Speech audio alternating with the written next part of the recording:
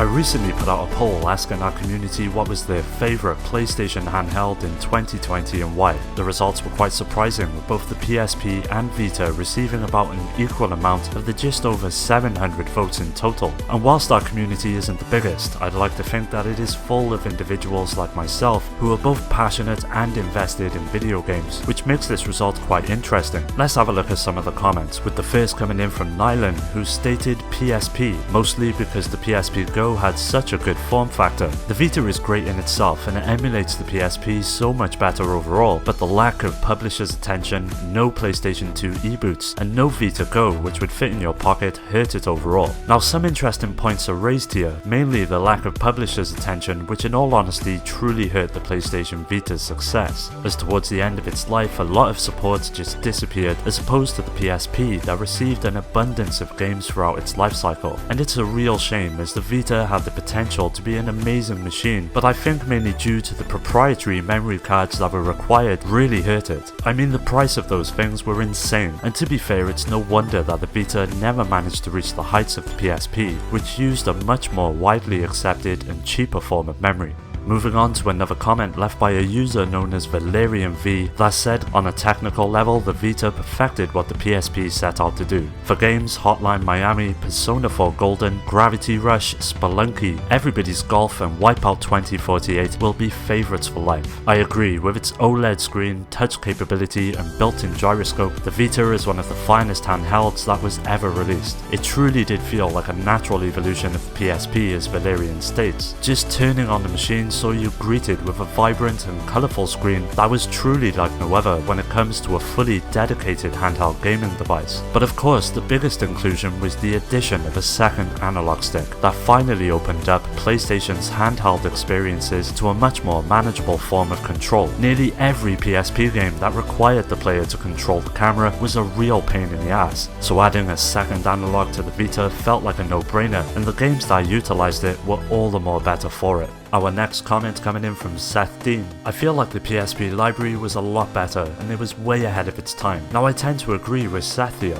The PSP received a huge amount of games from nearly every genre out there. Such classics as Metal Gear Solid Peace Walker, Prinny, Tekken Dark Resurrection, Loco Roco, Final Fantasy Tactics, and even a version of Gran Turismo that it could call its own. There is no arguing the fact that the PSP had a more diverse set of games available for it when compared to the Vita, and that's not to say that there are not any worthwhile games on the PlayStation Vita, as that would be a huge mistake. But in all honesty, whatever type of gamer you are, there is bound to be something on the PSP that would satisfy your tastes. And even though it's possible to now jailbreak the Vita and essentially load any PSP game you could ever want onto it, not all gamers feel comfortable with doing that, with some rather choosing to instead acquire physical copies, and for those people the PSP would no doubt be the better option.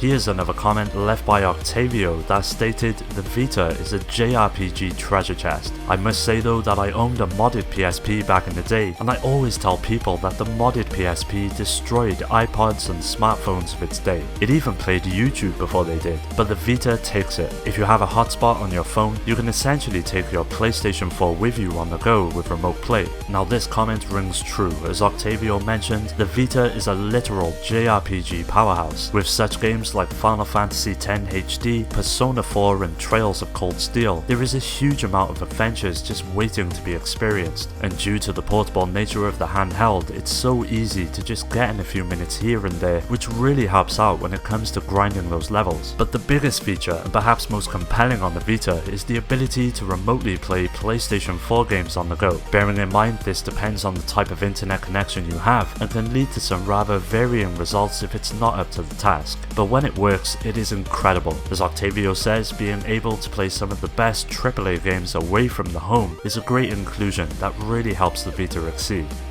One comment that caught my eye comes in from Justin McKenzie, who simply stated, my one and only reason is Persona 4 Golden. Now I think this comment will ring true with many people watching, as Persona 4 has to be one of the most enthralling and rewarding RPGs on the system. In all honesty, it is one of the best reasons to own the handheld, as having the ability to pull it out and play this classic wherever you are is a real advantage in my opinion. Now I know it won't be for everyone, and using one game as a reason to own a system over another cover may seem a bit stupid to those who won't enjoy it, but for those that have sampled the greatness that is Persona 4 Golden, you'll know exactly what I'm talking about. Now that's not to say there are not any worthwhile RPGs on the PSP though, as that system is also full of great experiences that are bound to satisfy fans of the genre as well. But as Justin stated, Persona 4 is one hell of a reason to choose a Vita over a PSP, especially if you're fond of RPGs. Moving on to another comment left by Dusty Storm that stated PSP all the way, much more of a cool handheld with the UMDs and its size. I for one loved the UMD format, which stood for Universal Media Disc and essentially allowed the PSP to hold up to nearly 2 GB of information on a dual layer disc. Because of this, many PSP games were fully realized versions of their console counterparts and allowed each title to flourish. On top of this, it also became a popular way to watch movies, with many great hits releasing for the format. From Ghost in the Shell to the original Die Hard, there was a great selection of films that could be taken with you wherever you went. As Dusty states as well, the size of the machine was a real plus, especially the second iteration of the console known as the Slim, which was the perfect size to slip into a pocket and travel along with you. Although the PSP Go did release later on into the machine's life cycle, which was itself even smaller, it did take out the UMD drive, which severely hampered its overall versatility. I for one much prefer the overall design and makeup of the PSP to the Vita, but that just comes down to personal taste.